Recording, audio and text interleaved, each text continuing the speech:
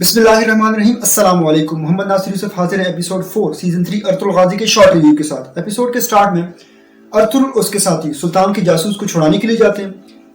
अर्तुल का एक साथी दो सिपाहियों पर हमला करता है और उनको जख्मी कर देता है। उसके बाद उसको छुड़ाने के लिए जाते हैं तो और सिपाही हमले के लिए आ जाते हैं। इतने में अर्तुल के साथी भी वहां पहुंच जाते हैं और अर्तुल भी वहां पहुंच जाते हैं। मारिया ऊपर से तीर मारती है जो कि सुल्तान के जासूस को लगता है और वहीं पर मर जाता है। उसके बाद वो एक और तीर मारती है जो कि अर्तुल को लगता है, लेकिन अर्तुल ने कार पहनी होती है इसलिए उसको वो बच जाते हैं। अर्तुल और उसके दोस्त सिपाहियों का मुकाबला करते हैं और सब सिपाहियों को मार देते हैं। उसके बाद वो जासूस को उतारते हैं और अपने साथ ले जाते हैं। सिमन ये सब कुछ देख रहे होते हैं और डर के मारे छुपे होते हैं। एक जगह ले जाके उसकी लाश को अर्तुल उसके सर से बालों को हटाते हैं तो नीचे उस जासूस का नाम लिखा होता है, बाप्तिस जी याह्या।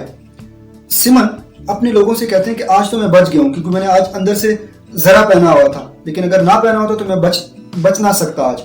उसके बाद मारिया उसे कहती है कि आपको परेशान होने की बिल्कुल भी जरूरत नहीं है, मैंने तीर मारा था जो कि जासूस को लगा था, वो ज्यादा देर जिंदा नहीं रहेगा। रात के खाने पर असलहान अपने बाप को औराल के जुल्म के बारे में बता रही होती है कि आज अर्तुल ने एक गुलाम को 10 सोने के सिक्कों के इवज खरीदा। इतने में औराल बात बदल लेते हैं।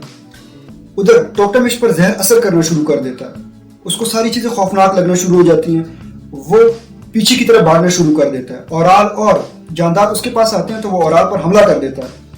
औराल का हाथ जख्मी कर देता है। उसके बाद वो जानदार को भी गिरा देते हैं। जानदार अपने आप को बचाने के लिए उस पर हमला करते हैं और वहीं पे टोकटमिश को मार देते हैं। उसके बाद जानदार उसकी लाश के साथ बैठ के रो रहे होते हैं और औराल दिल में बहुत खुश हो रहे होते हैं। एक सिपाही टोकटमिश की लाश को बाहर लोगों के पास लेके जाते हैं। लोग उसकी लाश देखकर हैरान हो जाते हैं और कहते हैं कि हम इसका बदला लाजमी लेंगे।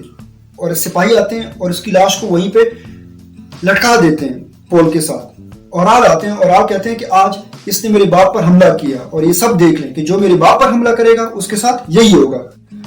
जानदार अपने खैमरे में परेशान बैठे होते हैं कि असलहान आती हैं और उसको दिलासा देती हैं। इतने में औराल और चौरपन भी आ जाते हैं। जानदारों से कहते हैं कि कालीनी सब तैयार है, तुम कालीनी लेके जाओगे, लेकिन इस बार असलहान तुम्हारे साथ जाएगी क्योंकि इसको कालीनियों के बारे में बड़ा पता है।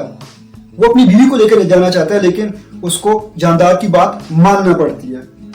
काय कबीले में जरगे के लोगों के से अर्तुल कह रहे होते हैं कि आपको लोगों की नाराजगी बजा है, लेकिन अर्तुल भाई पर पूरे कबीले की जिम्मेदारी है। इस वजह से वो जरगा अभी नहीं बुलाना चाह रहे। जब वो अपना काम कर लेंगे तो आप लोग जरगा लाजमी बुलाएंगे। आप लोगों को इस पर नाराज नहीं होना चाहिए। सब उसकी बात मान लेते हैं। हलीमा कालीनी इकट्ठी कर रही होती है। बहुत कम लोग कालीनी देते हैं। इतने में आर्तुक आते हैं और कई कालीने साथ लेके आ जाते हैं। आर्तुक कहते हैं कि लोग नाराज थे, मैंने उनको राजी कर दिया। इधर से अर्तुल आते हैं तो कालीनी देखते हैं, अभी भी इतनी ज्यादा कालीनी नहीं थी। अर्तुल कहते हैं कि फिक्र करने की कोई जरूरत नहीं, मेरे दोस्त से कालीनी ले लेंगे। वो जाते हैं और बहुत सारी कालीनी ले आते हैं। एक बंदा कालीन देख के कहता है कि अर्तुल भाई ये आपके लिए और हमारे लिए आखिरी मौका है। सिमन अपने लोगों से कहता है कि दुश्मन ने हमारे मंसूबे को नाकाम कर दिया है और हम दुश्मन को पहचान भी नहीं सके। मारिया कहती है कि दुश्मन हमारी तरह सोचता है। सिमन कहता है कि दुश्मन एक मर्तबा आया था, वो दोबारा भी आएगा और आप लोग बाजार में गौर करें, जो भी ज्यादा सोना कमा रहा हो उसको मेरे पास पकड़ के लें। ऐसा ना हो कि हमारे बारे में जंग की तैयारी कर रहे हो। और त्रिसन को हम चारे के तौर पर इस्तेमाल करेंगे। वो त्रिसन के पास लाजमी आएंगे।